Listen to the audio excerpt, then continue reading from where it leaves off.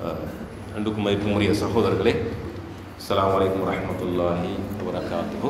நாங்கள் தொடராக பார்த்து வருகின்ற இந்த நபியோடு இருந்தவர்கள் இந்த தொடரிலே மற்றுமொரு சஹாபியை, நபியோடு மிக நெருக்கமாக இருந்த ஒருவரை பற்றி இன்று நாங்கள் கலந்துரையாட இருக்கின்றோம். அந்த வகையில் நாங்கள் இன்று பார்க்க இருப்பது ஸைத் பின் ஹாரிஸா ரலியல்லாஹு அன்ஹு அவர்கள்.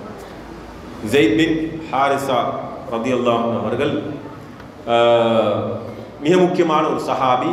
ரசூல் ஸல்லல்லாஹு அலைஹி வஸல்லம் அவர்களோடு ஆரம்பம் முதல் அவருடைய பயணத்தை தொடர்ந்து நபி அவர்களுடைய மரணம் வரைக்கும் நபி அவர்களோடு பயணித்து அதற்கு பிறகும் பல ஆண்டுகள் வாழ்ந்து மிகப்பெரிய ஒரு பங்களிப்பை செய்த ஒரு மாமனிதராக, ஒரு மிகப்பெரிய ஒரு சஹாபியாக அவர்கள் இருக்கிறார்கள் என்பது எந்த விதமான சந்தேகமில்லை. வரலாறு அப்படித்தான் சொல்கிறேன்.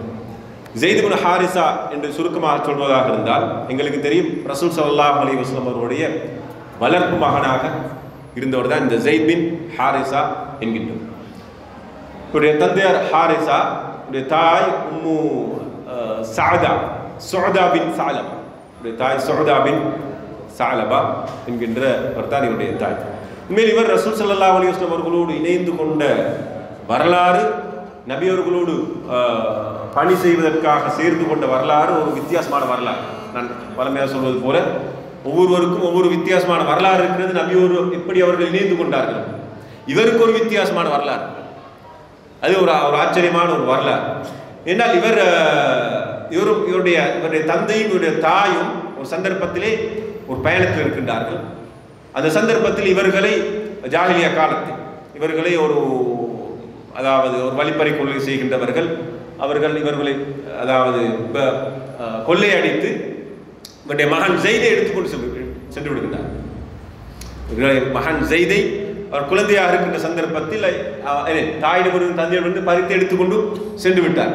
சென்று மக்காவில் இருந்தது ஒக்காஸ் என்கின்ற ஒரு சந்தை. அதில் பொருட்கள் விற்பார்கள், மனிதர்கள் விற்பார்கள். பொருட்களையும் விற்பார்கள், மனிதர்கள் அடிமைகளையும் கொண்டு வந்து விற்கின்ற சந்தையாக இருக்கு. அப்ப அந்த சந்தையிலே ஹக்கீம் பின் ஹிஸாம் என்கின்றவர் இவரை விலை கொடுத்து வாங்குகின்றார். வாங்கி அவருடைய மாமியாக இருக்கின்ற ஹதீஜா பின் ஹுவைலிதுக்கு 400 திர்ஹங்களுக்கு வித்து விடுகிறார். 400 திர்ஹங்களுக்கு தன்னுடைய சாட்சியாக இருக்கின்ற ஹதீஜா, இஸ்லாத்துக்கு முன்னர் ஹதீஜா பின் ஹுவைலித் ரசூலோட மனைவி, அவர் கொடுத்து விட்டார். ரசூல் ஸல்லல்லாஹு அலைஹி வஸல்லம் அவர்களை திருமணம் முடித்ததன் பிறகு ஹதீஜா ரலியல்லாஹு அன்ஹா அவர்கள் இந்த ஸைத் பின் ஹாரிஸாவை ரசூல் ஸல்லல்லாஹு அலைஹி வஸல்லம் அவர்களுக்கு நன்கொடையாக கொடுக்கின்றார்கள். ரசூல் ஸல்லல்லாஹு அலைஹி வஸல்லம் அவர்கள் அதை தொடர்ந்து நபி அவர்களோடு அவர்கள் வாழ்ந்தார்கள். இப்படி ஒரு சம்பவம் இருக்கு. இன்னொரு அறிவிப்பு இருக்கிறது. ரசூல் ஸல்லல்லாஹு அலைஹி வஸல்லம் அவர்கள் தான் இவரை ஒரு வியாபாரத்துக்காக சென்ற சமயத்தில் வாங்கி வந்தார்கள், வந்து ஹதீஜா நாய்க்கு கொடுத்தார்கள் என்ற ஒரு கருத்து இருக்கு. ஆனால் முதலாவது சொன்ன அந்த கருத்து தான் பலமான கருத்தாக இருக்கின்றது. இப்படியாக இவர்கள் மக்காவிலே ரசூல் ஸல்லல்லாஹு அலைஹி வஸல்லம் அவர்களோடு இருக்கின்ற சந்தர்ப்பத்தில் இவருடைய இந்த ஸைத் பின் ஹாரிஸாவுடைய கோத்திரத்தைச் சேர்ந்த பனு கல்ப் என்கின்ற கோத்திரத்தைச் சேர்ந்தவர்கள் மக்காவுக்கு ஹஜ்ஜுக்காக வருகின்றார். ஹஜ் என்பது அந்த காலத்தில் இருந்து வந்த ஒரு வணக்கம். அந்த ஹஜ்ஜுக்காக வருகின்ற சந்தர்ப்பத்தில் அந்த வந்த நேரத்தில் அவர்கள் ஸைதை காண்கின்றார். ஸைதும் இவர்களை அறிகின்றார்கள். அவர்களும் இவர்தான் ஸைத் என்று அறிந்து செல்கின்றார்கள். அந்த நேரத்தில் அவர்கள் தங்களுடைய கோத்திரத்துக்கு திரும்பி சென்றதன் பிறகு இந்த ஸைதுடைய தந்தையிடத்திலே அறிவிக்கின்றார்கள், உங்களுடைய மகன் மக்காவில் தான் இருக்கிறார்கள் என்ற செய்தி அறிவிக்கிறார்கள். இந்த சந்தர்ப்பத்தில் ஹாரிஸாவும் கஅப் இப்னு ஷுரைஹீல் என்கின்றவரும் இப்போது தண்டப்பணங்களை எடுத்துக்கொண்டு, ஏன்னா அந்த காலத்தில் அடிமையாக ஒருவர் இருந்தால் அவரை மீண்டும் ஒரு முறை பெற்றுக்கொள்ள வேண்டும் என்றிருந்தால் மீண்டும் ஒரு அந்த அடிமைக்குரிய தண்ட பணத்தை அல்லது அந்த பணத்தை செலுத்தி விட்டால் மீண்டும் ஒருவர் விற்றுக்கொள்ளும். இவர்களும் தண்ட பணத்தை எடுத்துக்கொண்டு மக்காவுக்கு வருகின்றார். வந்து நபி அவர்களை சந்திக்கின்றார். நபி அவர்களை சொல்கின்றார்கள், நீங்க தான் இந்த ஹரத்துடைய ஆக்கள், தஃபுக்கூனல் ஆனி, கஷ்டப்படுகிறவர்களுக்கு உதவி செய்கின்றவர், துதைமூனல் அஸீர், கைதிகளுக்கு நீங்க உணவு கொடுக்குறீங்க. நாங்கள் எங்களோட மகனை உங்கள்கிட்ட கேட்டு வந்தீங்களோ, நீங்கள் எங்களுக்கு பேருபகாரமாக நடந்து கொள்ளுங்க, இந்த தண்டப்பணத்தை நீங்கள் எடுத்து என்ன செய்யுங்க, நீங்கள் எடுத்துட்டு எங்களோட மகனை திருப்பித்தாங்கன்னு சொல்கிறோம். அப்ப ரசூல் கேட்குற யார் அவர் சொல்லுவாங்க, ஜெயித் பின் ஹாரிசா. ஜெயித் பின் ஹாரிசா தான் என்ன எங்களோட மகன், அவர் உங்கள்கிட்ட இருக்கிறாரு, ரைட், உங்கள்கிட்ட எடுத்துட்டு போறதுக்காக நான் வந்து. ரசூல் ஸல்லல்லாஹு அலைஹி வஸல்லம் கேட்குறாங்க, ஃபஹல் லிகைரி தாலிக், அது வல்லாத வேற ஒரு ஆப்ஷன் அதுக்கு போகலாதான்னு கேட்குறாங்க. இப்போ கேட்குறாங்க காலு என்ன மாஹு, அது என்ன ஆப்ஷன்?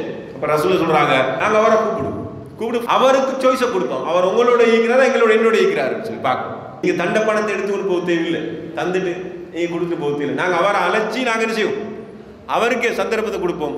அவர் உங்களுடைய வரவென்றால் அவர் வந்து சேரட்டும், நீங்கள் எந்த விதமான தண்ட பணம் தேவையில்லை, நீங்கள் எடுத்துகிட்டு போங்க. அவர் என்னோட நான் இருக்கிறேன்னு சொல்லி அவர் தெரிவு செஞ்சார்ந்தால் என்னோட இருக்கிற ஒரு ஆள் நான் திருப்பி உங்கள்கிட்ட அனுப்புறது நான் விரும்ப மாட்டேன், அவர் என்னோட இருப்பார்.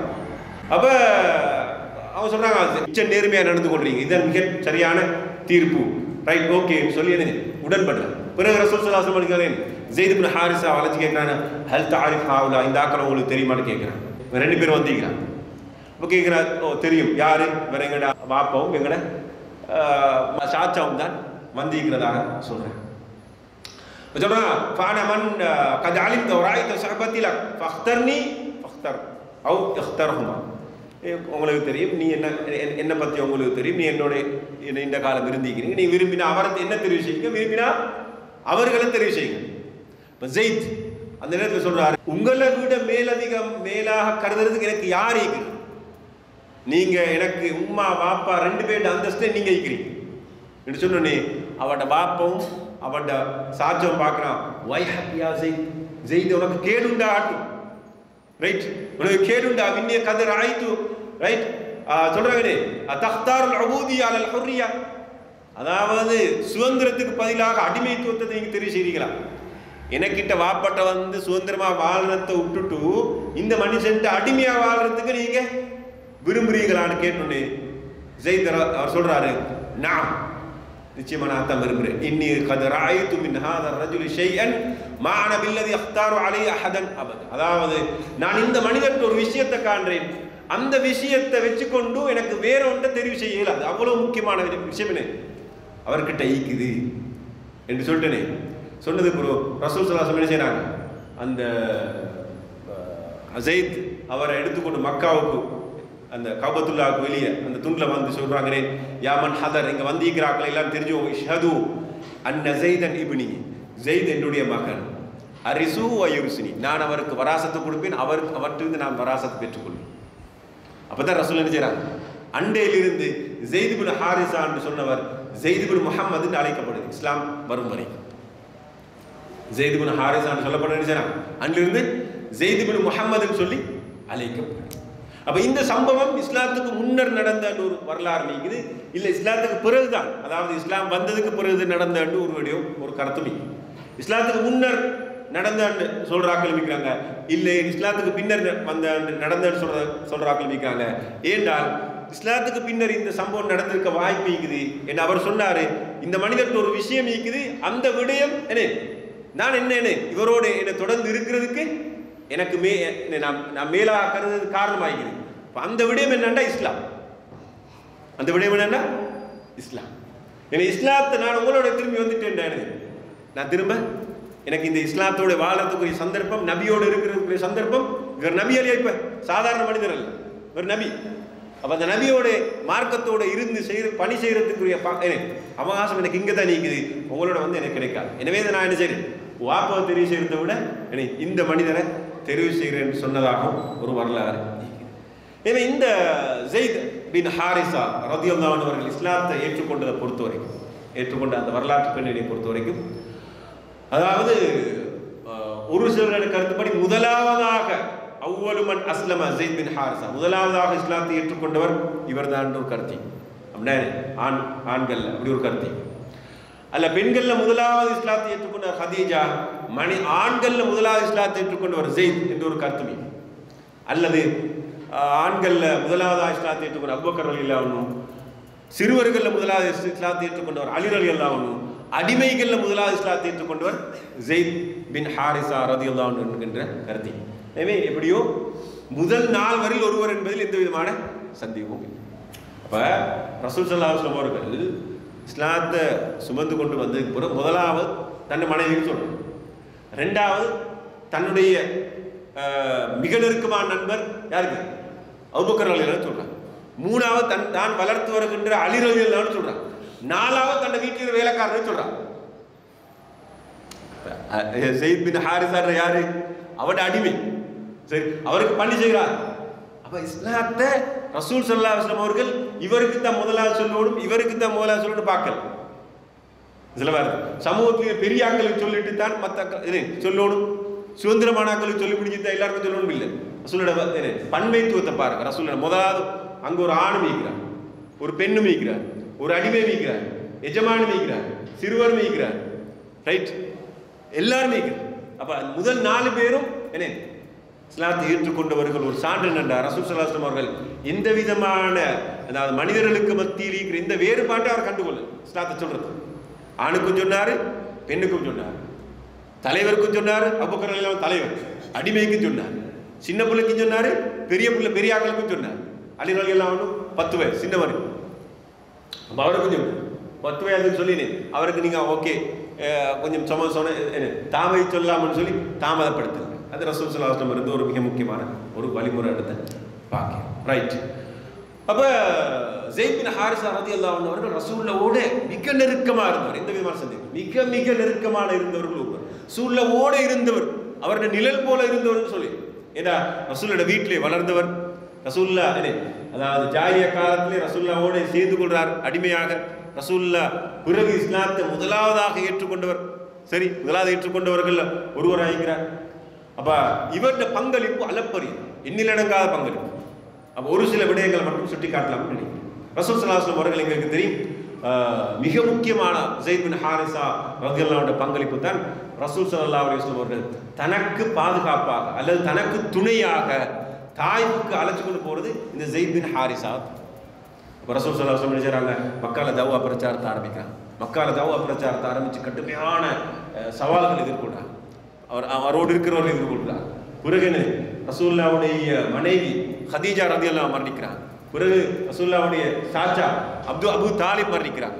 அதுக்கு முன்னால சுமார் 3 வருடங்கள் ஹிஜ்ரி 37 இருந்து 10ஆம் ஆண்டு வரைக்கும் பொருளாதார நெருக்கடி, பொருளாதார முற்றுகை, சமூகத்தால் புறக்கணிக்கப்பட்டு ஒதுக்கப்பட்டு இப்படியான நிலையில 10வது ஆண்டு ரசூல் ஸல்லல்லாஹு அலைஹி வஸல்லம் அவர்கள் தீர்மானம் எடுக்கிறாங்க, இப்ப மக்காவுல உள்ளவர்களுக்கு தஅவா செய்யறதை விட்டுட்டு மக்காவுக்கு வெளியே எங்கேயாவது ஒரு இடத்துல போய்த்து தன்னுடைய தஅவா பிரச்சாரத்தை செய்யணும்னு முடிவெடுக்கிறாங்க. அப்ப அந்த முடிவெடுத்த நேரத்துல ரசூல் ஸல்லல்லாஹு அலைஹி வஸல்லம் அவர்கள் பெரிய சஹாபாக்கள் இருந்தாங்க, அபூபக்கர் ரலியல்லாஹு அன்ஹு, உமர் ரலியல்லாஹு அன்ஹு, ரைட், பெரிய பெரிய ஆட்கள் இருந்தாங்க, அப்துர்ரஹ்மான் பின் அவுஃப் ரலியல்லாஹு அன்ஹு இருந்தாங்க, சரி, ஜுபைர் பின் அவ்வாம் ரலியல்லாஹு அன்ஹு, பின்னாம்பிரிய சஹாபாக்கள் யாரையுமே தாய்ஃபுக்கு கூட்டிட்டு போறது யோசிக்கல.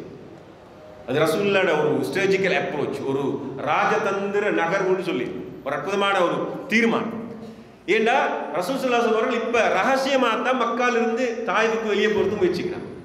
ஏண்டா மக்காவுக்கும் தாய்ஃபுக்கும் இடையில நிறைய வகையான போட்டி இருந்துச்சு, காம்படிஷன் இருந்துச்சு. தவறியாவது மக்காவில் இருக்கிறவர்களுக்கு ரசூலுல்லாஹ் தாய்ஃபுக்கு இப்ப தஅவா பிரச்சாரத்துக்கு போய்க்கிறான்னு தெரிஞ்சா திரும்பி மக்காவுக்கு திரும்பி வர்றது கஷ்டம். அதெல்லாம் எனக்கு விளங்கப்படுத்துறதுக்குரிய நேரம் இல்லை. ஏன் அது அந்த ஒரு பிரச்சனை சொல்லி, ஏன்னா அந்த காலத்தில் தாய்ஃபுன்றது மக்கா போல பின்னாம்பேரி ஒரு சிட்டி, பின்னாம்பேரி அதிகமான மக்கள் வாழ்கின்ற ஒரு நகரம், ரைட். மக்காவுக்கும் தாய்ஃபுக்கும் இல்லை பொருளாதார ரீதியான போட்டி இருந்துச்சு, மார்க்க ரீதியான போட்டி இருந்துச்சு, சரி, பல்வேறு விதமான போட்டி இருந்துச்சு. எனவே இங்க இருக்கிறவர்கள் அங்க போய் தஅவா செய்யறன்றது சில நேரம் யோசிக்கலாம், அங்க இருந்து பின்னாம்பேரி ஒரு அணியை கூட்டிட்டு வந்து எங்களை தாக்குறதுக்கு இவர் வரலாம் என்றெல்லாம் யோசிக்கலாம். எனவே இந்த எந்த யோசனையும் வரக்கூடாது என்பதற்காகத்தான் ரசூலுல்லாஹ் பெரிய பெரிய சஹாபாக்களை கூட்டிக் கொண்டு, ஒரு 10 பேரை கூட்டிக் கொண்டு அல்ல 20 பேரை கூட்டிக் கொண்டு அப்படியெல்லாம் போகாம தன்னை வளர்ப்பு மகனை கூட்டிக் கொண்டு அவர் சாதாரணமா நடந்துதான் போறார். ஒட்டகத்தை கூட குதிரையில கூட போகணும். எவ்வளவு தூரம் போறாரு? 100 கிலோமீட்டர் நடந்து போறாரு, பாலைவனத்தில் நடந்து போறாரு, கடுமையான சூழ்நிலை நடந்து. ஏன்னா ஒட்டகத்துல குதிரையில போனா கூட இவர் வெளியே போறான்னு தெரியும். இப்ப சாதாரணமா தன்னை வளர்ப்பு மகனோடு எதனாலும் இருக்கிறவரோடு வெளியே கொஞ்சம் போனா யாருக்கு விளங்காது எங்க போற எதுக்கு போறேன்னு சொல்லி. அப்ப என்ன செய்யறாரு? சுமார் 100 கிலோமீட்டர் தூரம் ரசூல் ஸல்லல்லாஹு அலைஹி வஸல்லம் அவர்கள் ஸெய்த் பின் ஹாரிஸாவை கூட்டிக் கொண்டு நடந்து போறார். எனவே அந்த 100 கிலோமீட்டர் பயணத்திலே பக்கவலமாகிக்கிற யார்? ஸெய்த் பின் ஹாரிஸா. சாதாரண பங்களிப்பா ரசூலுல்லாஹ்வோட இந்த பங்களிப்பை செய்யறதா இருந்தால் சாதாரண பங்களிப்பு உண்டல்ல, அவர் செஞ்சது ஒரு மிகப்பெரிய ஒரு பங்களிப்பாகின செய்யறதை பார்க்கலாம். ரைட். அப்ப இந்த இந்த இந்த பயணத்துல இப்ப என்ன செய்யறாங்க? தாயிஃபுக்கு வந்து சேரும். தாயிஃபுக்கு வந்து செஞ்சா ரசூல் ஸல்லல்லாஹு அலைஹி வஸல்லம் ஒரு அந்த நேரத்தில் அப்ரோச் செஞ்சு என்னன்னா, தாய் மக்கால மாதிரி தாயிஃப்ல இல்ல எல்லா மக்கள்கிட்ட போய் இஸ்லாத்தை சொல்றது. சரி, குறிப்பிட்ட தாயிஃப்ல இருக்கிற சில தலைவர்களை தெரிவு செஞ்சு அவர்களுக்கு மட்டும்தான் இஸ்லாத்தை சொல்ற முடிவுக்கு வரும். ரைட். அது ஒரு ரசூலோட அதுவும் ஒரு மிக முக்கியமான வழிமுறை. ஏன்னா ரசூல்ல மக்கால எல்லாருக்கும் இஸ்லாத்தை சொன்னாங்க, மக்கள் எல்லாருக்கும் சொன்னாங்க. ஆனா தாயிஃப்ல அப்படி சொல்லல. அது காரணம் தாயிஃப்ல இருந்த சாதாரண ஆட்களை கணக்கெடுக்கலன்றாரு. ஏன்னா ரசூல்ல ஒரு திட்டத்தோட வந்திருக்கிறாரு. அங்க இருக்கிற பெரிய கோத்திர தலைவர்கள் இஸ்லாத்தை ஏற்றுக்கொண்ட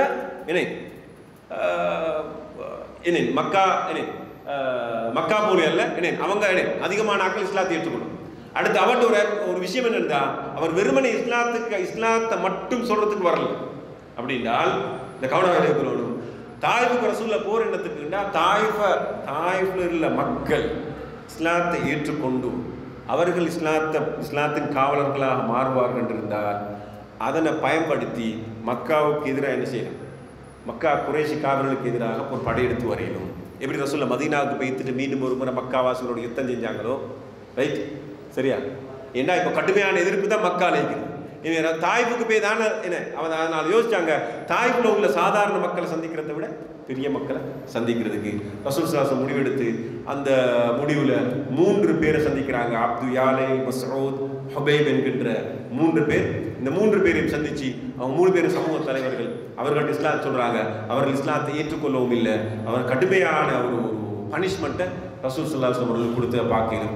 அவர்கள் முழுமையாக புறக்கணிச்சார். ரசூல் என்ன சொன்னா, ஒரு ஆள் சொன்னானே, உங்களை தான் நபியாக அல்லாஹ் அனுப்பிதான் நான் கௌபாவுடைய புடவை கிழிச்சு போடுவேன்னு சொன்னான். இன்னொரு ஆள் சொன்னார், உங்களை தவிர வேறு ஒருத்தர அல்லாஹ் கிடைக்கலையா நபியாக அனுப்புறதுக்கு. இன்னொரு ஆள் சொன்னாங்கன்னே, உங்களை நபியாக அல்லாஹ் அனுப்பிக்கிறதா இருந்தா நீங்க உண்மை சொல்றதா இருந்தா நான் பேசுறது உங்களுடைய தகுதி இல்லை, நீங்க பொய் சொல்றதா இருந்தா அந்த பொய்யரோட பேசுறதுக்கு நான் பேசவும் மாட்டேன்னு சொல்லி 3 பேரும் அவமானப்படுத்திட்டாங்க.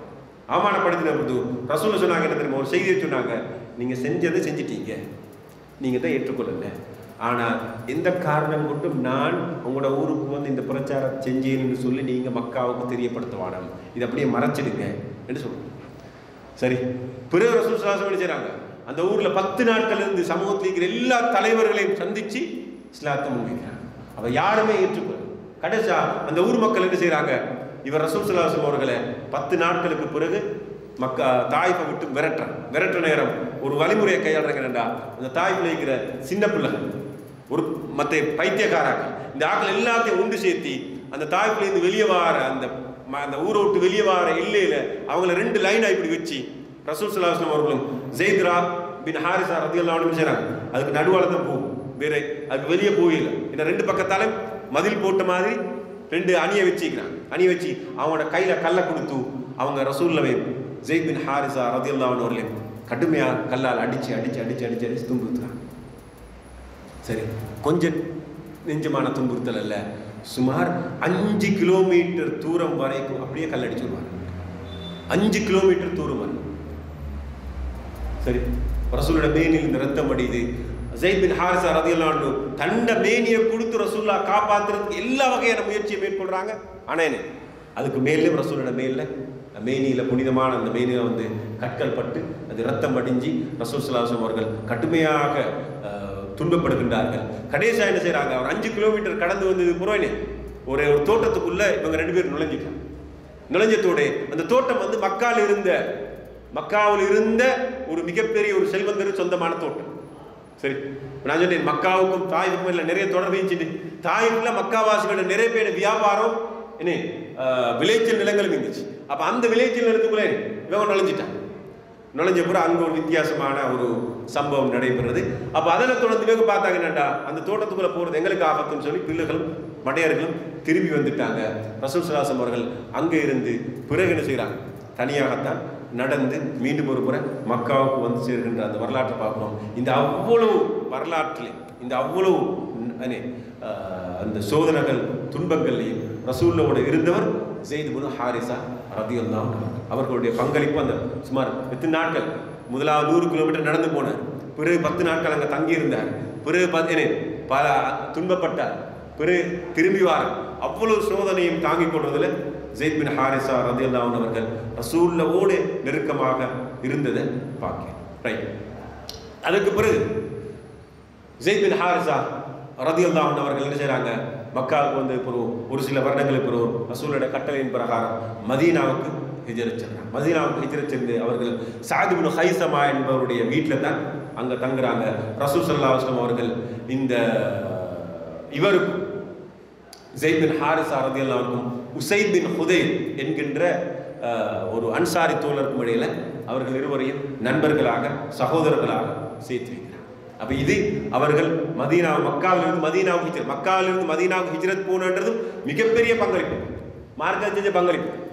சரி, சாதாரணமா இல்லை. 500 கிலோமீட்டர் தூரமே இங்கே இருக்கிற பூமியிலிருந்து அந்த பூமிக்கு போறது, ரசூலோட கட்டளையின் பிரகாரம் போறது மிகப்பெரிய பங்கு. அதை தொடர்ந்து பத்ர் யுத்தத்தில் ஒரு மிகப்பெரிய ஒரு பங்களிப்பை செய்கிறார். ரசூல் ஸல்லல்லாஹு அலைஹி வஸல்லம் அவர்கள் சில அம்பெய்துகின்ற வீரர்களை தெரிவு செஞ்ச வீரர்களை வச்சிருந்தார். அந்த தெரிவு செஞ்ச வீரர்கள் ஒருவராக இந்த ஸெய்த் பின் ஹாரிஸா ரலியல்லாஹு அன்ஹு அவர்கள் இருக்கின்றார்கள்.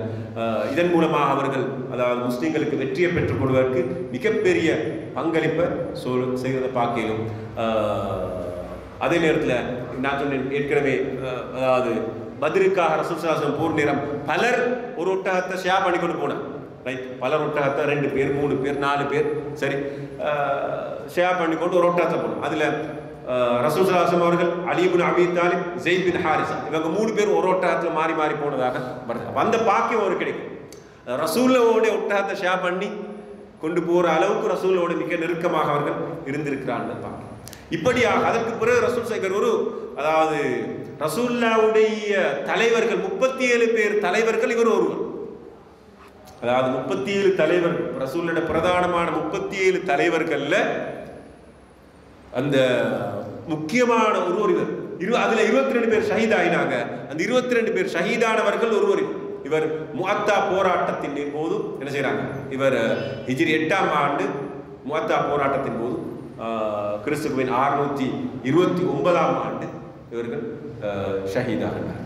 ரைட், மரணிக்கின்றார்கள். ரசூல் ஸல்லல்லாஹு அலைஹி வஸல்லம் அவர்களுடைய சுமார் 10 வயது இவர்கள் குறைந்தவர்கள், 10 வயது குறைந்தவர்களாக இவர்கள் இருக்கிறார். ரசூல் ஸல்லல்லாஹு அலைஹி வஸல்லம் அவர்கள் கிறிஸ்துவின் 571ஆம் ஆண்டு பிறக்கிறார்கள். இவர்கள் 581ஆம் ஆண்டு பிறக்கிறார்கள். ஒரு 10 வருடம் இளையவர்களாக அவர்கள் இருந்திருக்கிறார்கள். ரசூல் ஸல்லல்லாஹு அலைஹி வஸல்லம் அவர்களுடைய இவருடைய அந்த மரணம் ரசூல் ஸல்லல்லாஹு அலைஹி வஸல்லம் மிகப்பெரிய ஒரு கவலையை ஏற்படுத்தினதாக வரலாறு சொல்றதை பார்க்கிறோம். ரசூல் ஸல்லல்லாஹு அலைஹி வஸல்லம் இவர்களும் ஜாஃபர் இப்னு அபீ தாலிப் ரலியல்லாஹு அன்ஹு அவர்கள் கொலை செய்யப்பட்ட செய்தி, ஷஹீதான செய்தி நபி அவர்களுக்கு கிடைத்த நேரம் அவர்கள் கடுமையாக கவலைப்பட்டார். இவர்கள் இருவரும் என்னுடைய சகோதரர்கள், என்னுடைய என் சார்பாக பேசக்கூடியவர்கள், என்னோடு மிக நெருக்கமானவர்கள் என்று ரசூல் ஸல்லல்லாஹு அலைஹி வஸல்லம் அவர்கள் சொன்னார். ரசூல் ஸல்லல்லாஹு அலைஹி வஸல்லம் அவர்கள் இந்த ஸெய்த் பின் ஹாரிஸா ரலியல்லாஹு அன்ஹு அவர்கள் ஷஹீதாக்கப்பட்டது கேள்விப்பட்டு அவருடைய குடும்பத்துக்கு போனார். அவருடைய குடும்பத்தாரோட வீட்டுக்கு போயிட்டு அங்க ரசூல் ஸல்லல்லாஹு அலைஹி வஸல்லம் அவர்கள் கண்ணீர் விட்டு அழுகிறார். அந்த சந்தர்ப்பத்தில் சஅத் இப்னு உபாதா ரலியல்லாஹு அன்ஹு ரசூலுல்லாஹ் பார்த்து கேட்கிறாங்க, யா ரசூலுல்லாஹ் நீங்க இப்படி அழுகிறீங்களா, நீங்க இப்படி அழுகிறீங்களான்னு சொன்ன ரசூலுல்லாஹ் சொன்னாங்க, ஹாதா ஷௌகுல் ஹபீப் இலா ஹபீபிஹி, இதுதான் ஒரு நேசர் அடுத்த நேசர் கொண்ட அன்புட விளைவு. ரைட், ஒரு ஒரு ஒரு அன்பாளன் அடுத்த அன்பாளன் மீது கொண்டவருடைய விளைவு. ஏன்னா ரசூல் ஸல்லல்லாஹு அலைஹி வஸல்லம் நேசத்துக்குரியவர் என்று சொல்லப்பட்டவர் தான் இந்த ஸெய்த் பின் ஹாரிஸா. ஹிப்பு ரசூலில்லாஹ், ரசூலுடைய ஹுப்புன்னு சொல்லுவோம், ரசூலுல்லாஹ்வுடைய மிக நேசத்துக்குரியவராக இருந்தவர் தான் இந்த ஸெய்த் பின் ஹாரிஸா ரலியல்லாஹு அன்ஹு அவர்கள். ரைட், அதே நேரத்தில் ரசூல் ஸல்லல்லாஹு அலைஹி வஸல்லம் அவர்கள் யுத்தம் செய்யாம இருக்கிற சந்தர்ப்பத்தில் ஒரு யுத்தத்தை கலந்து கொள்ளாட்டி ரசூலோட வாழ ஒன்றில் அலி ரலியல்லாஹு கொடுப்பாங்க, அப்படிலாட்டி ஸெய்த் ரலியல்லாஹு கொடுப்பாங்க. அப்போ எவ்வளோ நெருக்கம் பாருங்க.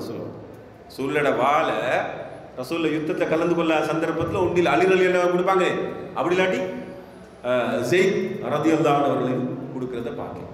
இப்படி இந்த ஸெய்த் பின் ஹாரிஸா ரலியல்லாஹு அன்ஹு அவர்கள் மிகப்பெரிய பங்களிப்பை செஞ்சு நீண்ட காலம் வாழ்ந்து ரசூலுல்லாஹ்வோடு முதலாவது வகி இறங்குற நேரம் அவரோடு அவருடைய பயணத்தை ஆரம்பிச்சு நபி அவர்கள் மரணிக்கும் வரைக்கும் 23 வருட காலம் தொடர்ச்சியாக தொடர்ச்சியாக பங்களிச்சார். ஏராளமான யுத்தங்கள்ல இவர் தலைவராக ரசூல் ஸல்லல்லாஹு அலைஹி வஸல்லம் இவர் அழைச்சார், இவர் அனுப்பிக்கிறார். அதாவது இவர் ஒரு படை தளபதி, அதனால் தான் நம்ப சொல்ல இயலாது. பல யுத்தங்களில் தளபதி ஆரம்பிச்சான். இவர் ஒரு தலைவர். இவருடைய மகன் தான் உசாமா பின் ஸைத். எனவே ரசூல் ஸல்லல்லாஹு அலைஹி வஸல்லம் அவர்கள் அவர் மரணிக்கிற நேரம் ரோமர்களுக்கு எதிரான போராட்டத்துக்கு 17 வயது உசாமா பின் ஸைத தலைவராக நியமிச்ச நேரம் நிறைய சஹாபாக்கள் அதை முரண்பட்டாங்க. இதில் உமர் ரலியல்லாஹு அன்ஹு கூட முரண்பட்டாங்க. நீங்க எப்படி இந்த ஒரு சின்ன பொடியனை தலைவராக நீங்க அனுப்பி. அப்ப அந்த டைம்ல ரசூல் சொன்னது தெரியுமா, அவருடைய வாப்பம் ஒரு தலைவர், ரைட்? இவர் தலைவராக தான் பிறந்திருக்கிறாரு. நீங்க இவருடைய தலைமைத்துவத்தை கட்டுப்பட்டு நினைச்சுக்கணும், நீங்க போராட்டம் நடத்தணும். அதுக்கு பின்னால ஹாலித் இப்னு வலீத், அபூபக்கர் ரலியல்லாஹு அன்ஹு, உமர் ரலியல்லாஹு அன்ஹு, பின்னாம்பர் எல்லா பெரும் சஹாபாக்களும் இந்த சின்ன தளபதிக்கு பின்னால் இருந்துதான் போராடினதை வரலாற்றை பார்க்க. எனவே ரசூல் ஸல்லல்லாஹு அலைஹி வஸல்லம் அன்பை பெற்றவர், முதலாவதாக இஸ்லாத்தை ஏற்றுக்கொண்ட ஒரு அடிமையாக அவர்கள் இருந்தவர்கள். அது மட்டுமல்ல, இவருடைய இன்ட்ரெஸ்டிங்காக நிறைய சம்பவிக்கும். ரசூல் ஸல்லல்லாஹு அலைஹி வஸல்லம் இவரை பயன்படுத்தி சமூக வழக்காரில் இருந்த பல விடயங்களை இல்லாமல் ஆக்கிக்கிறார். ஒன்று என்னன்னா, ரசூல் ஸல்லல்லாஹு அலைஹி வஸல்லம் அவர்கள் ஸைத் பின் ஹாரிஸா, அவர் ஒரு அடிமை தானே. அந்த மக்கா சமூகத்தில் இருந்த ஒரு வழக்கம் என்னன்னா, அடிமை எஜமான திருமணம் முடிக்கலாது. அடிமை சுதந்திரமான ஒரு பெண்ணை திருமணம் முடிக்கலாது. அது ஒரு அந்த காலத்துல மரபு. அதாவது இப்போ எங்கட சமூகத்தில் நீக்கிறே கொஞ்சம் இந்த குடும்பத்தில் இவங்க கல்யாணம் முடிக்க மாட்டாங்க, இவங்க முடிக்க மாட்டாங்க, அவங்கள கொஞ்சம் பெரியாலாம் இவங்க சின்னாலாம் பார்க்குற ஒரு வகையான ஜாகிலியத்தான பார்வைக்கிறேன். அந்த ஜாகிலியை தங்கி இருந்துச்சு. அதாவது சுதந்திரமான ஒரு பெண் என்ன செய்ய மாட்டாங்க, அடிமை பெண்ணை திருமணம் முடிக்க மாட்டாங்க. சரி, அடிமையான திருமணம் முடிக்க மாட்டாங்க. இவர் ஒரு அடிமை, ரசூலோட அடிமை. ரசூல் என்ன செய்யறாங்க, இந்த ஸைத் பின் ஹாரிஸா ரலியல்லாஹு அன்ஹு ஸைனப் பின்த் ஜஹஷ் என்ற தன்னுடைய மாமியிட மகளுக்கு திருமணம் செஞ்சு வைக்கிறது. திருமணம் செஞ்சு வச்சிருக்கிறதுக்கான பேச்சுவார்த்தைக்கு இதை சொன்ன நேரத்தில் இது பெரிய குழப்பத்தை ஏற்படுது. அப்ப இந்த செய்தியை கொண்டு போறது இவருடைய சகோதரி முதலாவது கேட்டு அவன் கடுமையாக கோவப்படுற, எப்படி இது சாத்தியம் சொல்லி, எப்படி ஒரு அடிமை என்ன செய்யுது, நாங்க உயர் குலத்தை சேர்ந்தவர்கள் திருமணம் முடிக்கிறோம் சொல்லி. சரி, அப்ப இந்த செய்தி அவனோட குடும்பத்துக்கு போய்த்தோம், இவக்கு போய்த்தோன்னே, ஸைனப் பின் ஜஹஷ் போய்த்தோன்னே அவன் மறுத்துட்டான், திருமணம் முடிக்க மாட்டேன்னு சொல்லி. அப்ப அந்த நேரத்தில் அல்லாஹ் தஆலா ஒரு குர்ஆன் வசனத்தை இறக்கினான், மா கான லிமுஃமினின் வலா முஃமினத்தின் இதா கதல்லாஹு வ ரசூலுஹு அம்ரன் அய்யகூன லஹுமுல் ഖിയറத்து மின் அம்ரிஹிம். மூமின்களுக்காக, ஒரு மூமினான ஆணுக்காகவோ மூமினான பெண்ணுக்காகவோ அல்லாஹ்வுடைய ரசூலும் ஒரு விடயத்தை தீர்மானித்து விட்டால் அதற்கு பிறகு அவர்களுடைய விடயத்தில் அவர்களுக்கு எந்த தெரியும் கிடையாது. ரசூலுல்லாஹ் இவரைத்தான் தீர்மானம் முடிக்கணும் என்று சொல்லி தீர்மானிச்சிட்டால் அதுக்கு பிறகு ஒரு பெண்ணாய்க்கையிலும் ஒரு ஆணாய்க்கையிலும் அதுக்கு மறுப்பு தெரிவிக்க இயலாது என்று குர்ஆன் வசனம் இறங்கிச்சு. குர்ஆன் வசனம் இறங்கினோடனே இந்த குர்ஆன் வசன செய்தியை கேள்விப்பட்டு ஸைனப் பின் ஜஹஷ் ரலியல்லாஹு அன்ஹு ரசூலுல்லாஹ் அனுப்பிக்கிறாங்க, ஸவ்விஜ்னி மன் ஷி'த், நீங்க விரும்பினால திருமணம் முடிச்சு வைங்க, நான் என்ன செய்றேன் அவருடைய வாழ்றேன். ரசூல் ஸல்லல்லாஹு அலைஹி வஸல்லம் என்ன செய்றாங்க, ஃபஸவ்வஜ ஸைத் ரலியல்லாஹு அன்ஹு என்ன செய்றாங்க, இந்த ஸைனப் ரலியல்லாஹு அன்ஹு திருமணம் முடிச்சு வச்சுறாங்க. பிறகு அந்த திருமணம் சக்சஸ் ஆகல, பிறகு தலாக் நடக்குது. அதுக்கு பிறகு ரெண்டாவது ஒரு விஷயம் நடக்குது, என்ன தெரியுமா, அது முதலாவது சமூகத்தில் இந்த மிகப்பெரிய ஒரு ட்ரெண்டை இல்லாமல் ஆக்கினாங்க. ரெண்டாவது ஒரு மரபு என்னன்னா, வளர்ப்பு மகனை சொந்த மகனா பார்க்க. சரி, இப்ப சொந்த மகன் தண்ட மகளை தலாக் சொன்ன என்ன செய்யலாம், அதை திருமணம் முடிக்கலாம் இல்லையா? அப்ப அப்படி ஒரு வழக்கம் இருந்துச்சு. ஏன்னா ஸைத் பின் முஹம்மது தான் அழைக்கப்பட்டாரு, ஸைத் பின் ஹாரிஸா அழைக்கப்பட்டார். அப்ப இந்த சந்தர்ப்பத்தில் அல்லாஹ்ட்ட இந்த கட்டளை வருது, அப்படி அல்ல. சரி, இந்த தீர்மானம், அதாவது இந்த நடைமுறை பிள்ளைன்னு தீர்மானத்துக்கு குர்ஆன் சொன்ன உடனே ரசூல் என்ன செய்யறாங்க, ஸைனப் பின் ஜஹஷ திருமணம் முடிச்சு அந்த வழக்காற்றை இல்லாம. இது ரெண்டும் மக்காவில் அந்த காலத்தில் மிகப்பெரிய பேர் அதிர்வை ஏற்படுத்திய ரெண்டு நிகழ்வாக சொல்லப்படுது. ரசூலுல்லாஹ் உளவியல் ரீதியாக இந்த ரெண்டையும் நிறைவேற்றுறது மிகப்பெரிய கஷ்டப்பட்டீங்க. நாங்க சொல்லுவோம் திருமணம் சிம்பிளா முடிச்சேன்னு சொல்லி. சரி, அப்படி அல்ல. ரசூல் என்ன செஞ்சுக்கிறாங்க, அந்த திருமணத்தை நடத்தி வைக்கிறதுல, அந்த திருமணத்தை மேற்கொள்றதுல, இந்த ரெண்டு திருமணத்தை, ஒன்று ஸைத் ரலியல்லாஹு அன்ஹு ஸைனப் பின் ஜஹஷ் திருமணம் முடிச்சு வச்சா அது சமூகத்தில் பெரிய மரபுக்கு மாற்றமானது. மறுபக்கம் ரசூலுல்லாஹ் தன்னுடைய வளர்ப்பு மகண்ட மனைவியை திருமணம் முடிச்சது அது சமூகத்தை மரபுக்கு மாற்றமானது. இந்த ரெண்டு மரபை இல்லாமல் இருப்பதற்காக ரசூல் ஸல்லல்லாஹு அலைஹி வஸல்லம் அவர்கள் கடுமையாக பாடுபட்டதாக வரலாறு சொல்றதை பார்க்க. இந்த எல்லா சிறப்பம்சத்தையும் பெற்றவர் தான் இந்த ஸைத் பின் ஹாரிஸா ரலியல்லாஹு அன்ஹு. இவர்கள் நான் சொன்னது போல ஏராளமான படைகளுக்கு தளபதியாக வைத்திருக்கிறாங்க. குர்ஆன்ல ஒரே ஒரு சஹாபியில பேர் மட்டும்தான் பேர் சொல்லப்பட்டது. அது ஸைத் ரலியல்லாஹு அன்ஹு பேர் மட்டும்தான். வேற எந்த ஒரு சஹாபியிட பேர் குர்ஆன்ல வராது. அப்ப யோசிச்சு பாருங்க எந்த அளவு தூரம் என்ன. இவர் ஒரு மகத்தான ஒரு மனிதர், ரைட்? அபூபக்கர் பேர் வரல, உமர் பேர் வரல, அஷரத்துல் பஷரா சொன்ன 10 சஹாபாக்களோட பேர் வரல, ஹதீஜா நாயுடு பேர் வரல, சரி ஆயிஷா நாயுடு பேர் வரல, யாருடைய பேரும் வரல. ஸைத் என்ற அந்த பேர் மட்டும்தான் குர்ஆன்ல சொல்லப்பட்டது. அப்ப அதுவும் அவருக்கு கிடைச்ச மிகப்பெரிய ஒரு ஒரு ஒரு ஒரு பாக்கியம் என்று சொல்லிடும். அது என்ன சொன்ன மாதிரி ரசூலுல்லாஹ்வோட தாய்வுக்கு போகின்ற அந்த பாக்கியம் இவருக்கு கிடைச்சது. ரசூலுல்லாஹ்வோட தாய்வுக்கு போய் திரும்பி வருகின்ற அந்த பாக்கியம் இவருக்கு கிடைச்சது. இப்படி அவர்களுடைய பங்களிப்பு என்பது மிக பரவலான. அவர்கள் வாழ்க்கையை பார்த்தது ரசூலுல்லாஹ்வுக்கும் இந்த மார்க்கத்துக்கும் பணி செய்யும். அது அவங்க வாழ்க்கையை பார்த்தாங்க. அப்போ அதுக்குத்தான் அவங்களோட காலத்தையும் ஆயுளையும் திறமையும் ஆற்றலையும் எல்லாத்தையும் அவங்க பயன்படுத்தினாங்க. அவன் வாழ்க்கை யோசிச்சு என்னண்டா இந்த மார்க்கத்துக்காக, சமூகத்துக்காக, மனித நலனுக்காக வாழ்வு. ரைட்? ஹயாத் அபுதான் இல்லை. ஹயாத் அபுதான்டா எந்த உணவுக்காகவும், எந்த உடுப்புக்காகவும், எந்த வீட்டுக்காகவும் வாழும். இது அர்ஹசுல் ஹயாத். மனிதன் வாழ்ற ஆக கீழ்த்தரமான வாழ்க்கைன்னு அறிஞர்கள் சொல்லுவாங்க. என்ன வாழ்க்கை? எந்த உடுப்புக்காகவும், எந்த உணவுக்காகவும், எந்த குடிபானத்துக்காகவும் வாழும். அப்போ அதுக்கு மேல மிகப்பெரிய ஒரு வாழ்க்கை இருக்குதுன்னு குர்ஆன் சொல்லுது, மார்க்கம் சொல்லுது. அதை வாழ்ந்து காட்டினவர்கள் இந்த சஹாபா. சரி, இந்த வாழ்ந்து காட்டுவர்கள் தான் ஒவ்வொரு சஹாபியோட வரலாறும் இப்படித்தான். இந்த சஹாபாக்களோட வரலாற்றை நாங்கள் படிக்கிற நேரம் அதை எங்களை அடுத்த சந்ததிக்கு நாங்கள் சொல்லணும். அந்த சந்ததிக்கு நாங்கள் நகர்த்தோம். ஆனால் அடுத்த சந்ததியில் இங்கே யாருமே இல்லைன்றது கவலையான விஷயம். அது ரைட், அதுக்கான ஏற்பாடுகள் இல்லைன்றது கவலையான விஷயம். ஓகே, ஜஸாக்குமுல்லாஹ் கைரன். வ ஆகிரு தஅவானா அல்ஹம்துலில்லாஹி ரப்பில் ஆலமீன்.